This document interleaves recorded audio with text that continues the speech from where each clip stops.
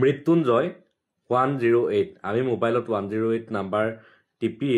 আমি ফোন কৰি আমি একেবাৰে গাঁৱৰ অঞ্চলৰ দুখীয়া অঞ্চলৰ মানুহৰ পৰা সকলো ৰাইজে আমি চিকিৎসা ব্যৱস্থাত পৰিবহনৰ আমি সুবিধা লাভ কৰিছো চৰকাৰৰ জৰিয়তে যাৰ জৰিয়তে আমি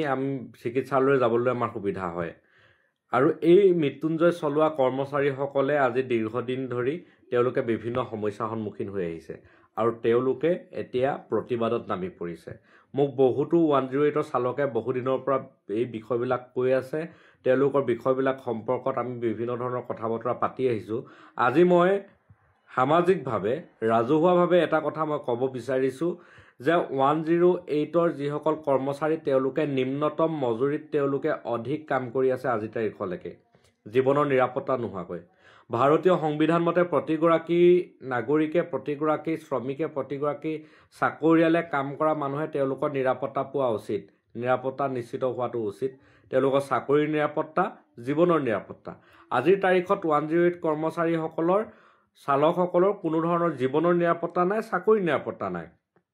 তেওঁলোক যদি গাড়ী চলাই থাকোতে মৃত্যুমুখত পৰে তেতিয়াহলে তাৰটো তেওঁলোকৰ পৰিয়ালটোৰ আলৈ এঠানি হলেই আৰু লগতে তেওঁলোকৰ চাকৰিৰো নিৰাপত্তা নাই এতিয়া তেওঁলোকৰ নিবিদা লেহেমীয়া কৰি আছে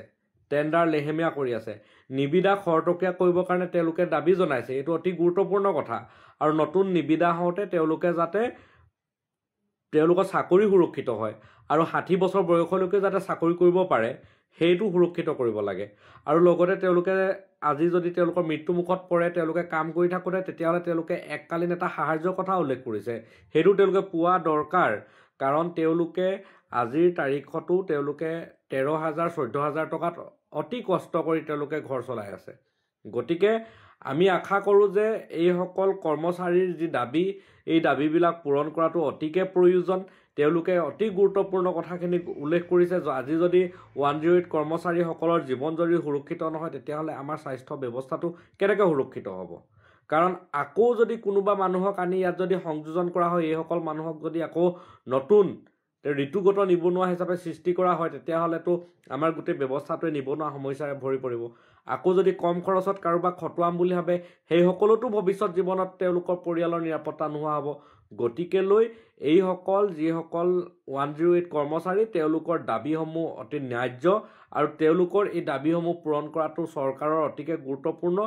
কথা আৰু চৰকাৰে গুৰুত্ব দিয়া উচিত অবৈধ বুলি কৈ দিলেই তেনেধৰণে এই সমস্যাটো সমাধান নহয় কাৰণ আমি গোটেই ব্যৱস্থাটো ভালকৈ কৰিবলৈ হলে এই কৰ্মচাৰীসকলৰ জীৱন আৰু জীৱিকা সুৰক্ষিত কৰিব লাগিব নিৰাপত্তা প্ৰদান কৰিব লাগিব মই এই 108 মৃত্যুঞ্জয় কৰ্মচাৰীসকলৰ পক্ষত আছো তেওঁলোকৰ দাবীবিলাক চৰকাৰক পূৰণ কৰিবৰ কাৰণে চৰকাৰৰ ওচৰত দাবী জনাইছো